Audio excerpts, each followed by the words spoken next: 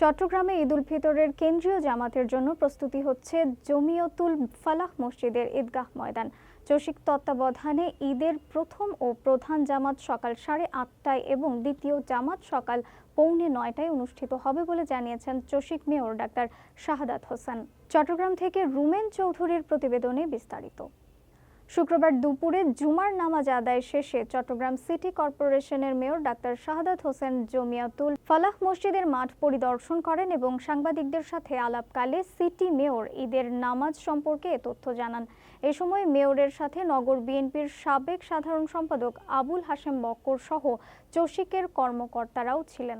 পরিদর্শন শেষে মেয়র বলেন, চট্টগ্রামের কেন্দ্রীয় ঈদ জামাতের জন্য জামিয়াতুল ফালাহ ঈদগাহ ময়দান সম্পূর্ণ প্রস্তুত করা হবে।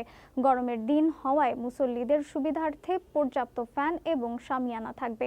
অজু করার জন্য মসজিদের অজুখানার পাশাপাশি অতিরিক্ত গাড়িতে পানির সুব্যবস্থা করা হয়েছে। নিরাপত্তার জন্য থাকছে সিসিটিভি মনিটরিং সহ পর্যাপ্ত আইন শৃঙ্খলা বাহিনীর প্রশিক্ষিত সদস্যরা।